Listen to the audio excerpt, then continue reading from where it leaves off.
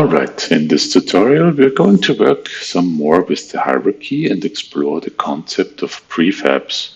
Prefabs can be understood similarly to blocks, which you may know from CAD or modeling software. They are reusable elements within a scene, but also across scenes. So I'm going to save the material scene we created in the last tutorial. Save it as a new scene, call it structure or something similar, because it's about the structure of the hierarchy. What I did in the meantime was create two new materials, two concrete materials. Again, feel encouraged to also explore creating your own materials with your own texture maps. Okay, so in our structure project, we're going to delete everything besides the cube initially created. Make sure it's the cube on the 010 position. That plane here, for some reason, has moved. Zero it out so it's on the ground. And we're going to make that plane now a little bit bigger by selecting the game object and in scale. We did 6 in the X, 6 in the Z. Remember, Y is up. So now we have a large working plane. And I could assign one of my concrete materials to that cube. It is also possible to tweak the materials of selected objects while you have selected it, but if you change, for instance, the tiling here to something different, that will then apply to the material as well, so not only to this particular object, so be careful. What I can then do is duplicate our, let's call it domino piece now, with Ctrl D and move and repeat that a couple of times. And each time you see on the left in the hierarchy, new game objects are created. Some more and some more. So that is relatively tedious when, let's say, we wanted to create a large domino game in our Unity editor, and it would also convolute our structure very quickly. We would lose track of the hierarchy here. So what we can do is we can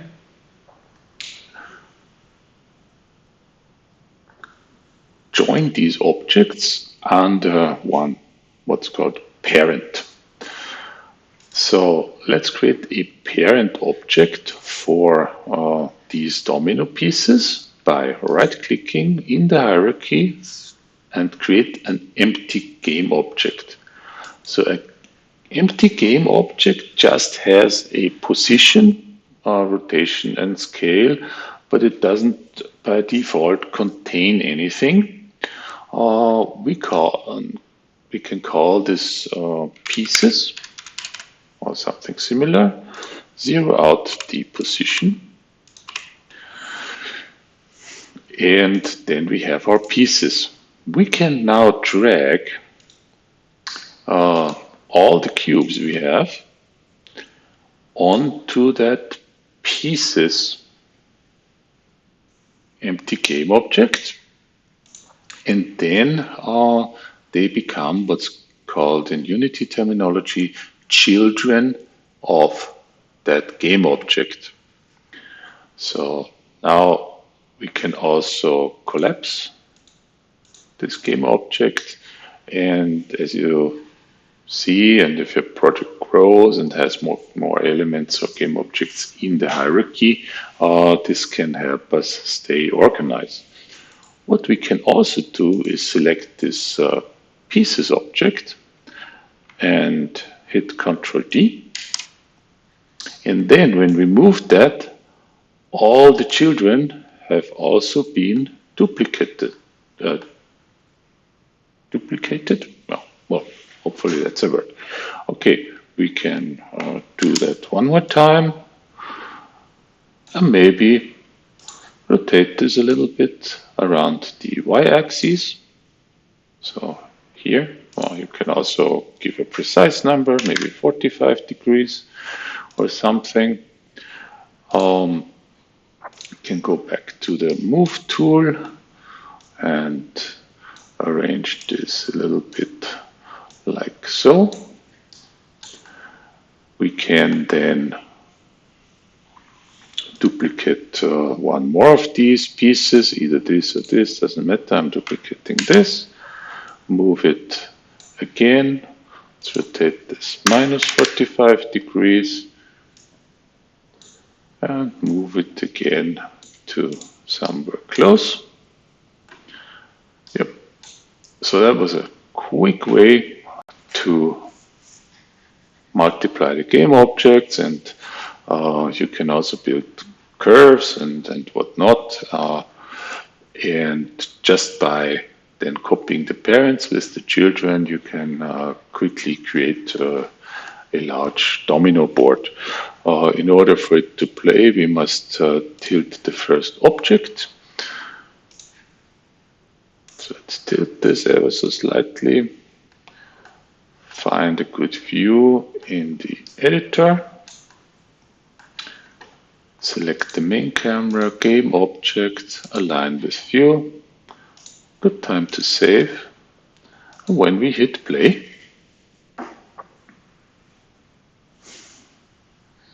we see that all the objects behave individually, even though they are children. And well, we have created a very simple game. Okay. Now, if we wanted to copy this over, this whole parent and the children, we could select it here, hit Ctrl C, create a new scene and bring it in. But there is also another way. So let's save this scene. And reset the rotation of the first cube. And what we are now going to do, save again, and save the scene as a new scene called Prefabs. So here I'm going to delete the copies I have made so far, just staying with these initial pieces. And then what I'm going to do in the assets folder is create a new folder, call this Prefabs,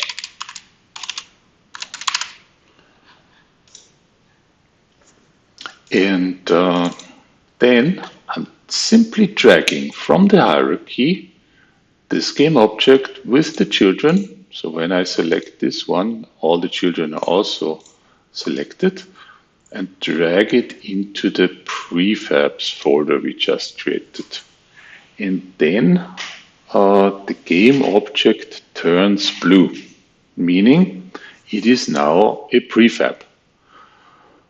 If we wanted to edit it, we can still do this. So let's say I can rotate one of the cubes, but it's not permanent. So let me show you why it's not permanent, because now since we have this prefab here in our prefabs folder, we can drag it back into our scene, or drag it into our scene, and then move it a little bit, and we see that only this piece here was rotated, but in the prefab it was not. Can be a useful method, but let's delete both prefabs now and just work with these prefabs. We can also copy them. So besides speeding things up, prefabs also give our Unity scene better performance because Unity processes prefabs more efficiently. So I'm rotating this again and bring in another prefab and rotate it the other direction.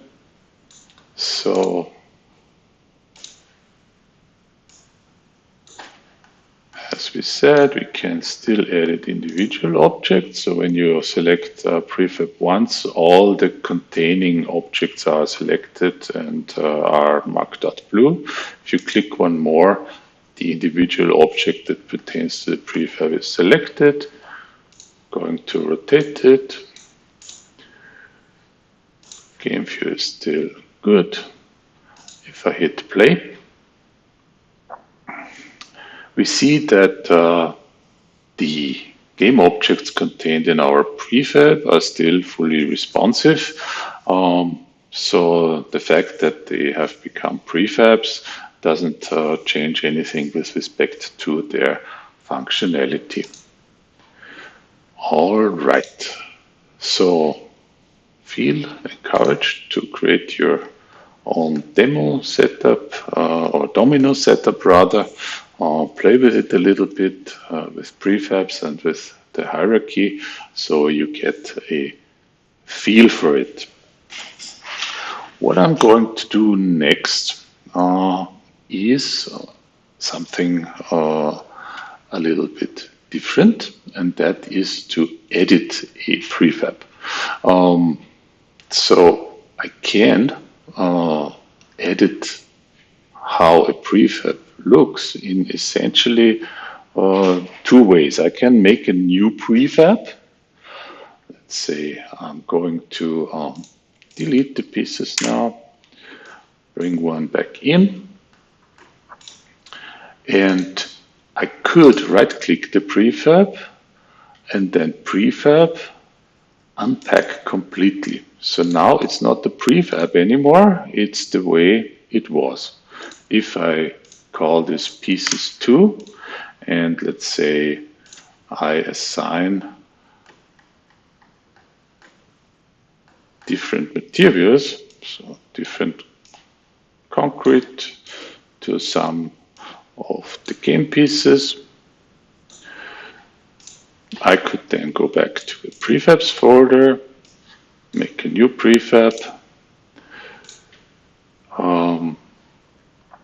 and then I still have the old prefab, which I can bring in here. It's just this beige texture. I also have this new one with the different materials. However, I could also modify the prefab directly. So double-clicking it in the assets gives me this blue interface. And if I wanted to say make these concrete slabs made of a different material, say for instance the wire mesh or some of them, then I could confirm this. This is automatically saved by clicking this little arrow to the left.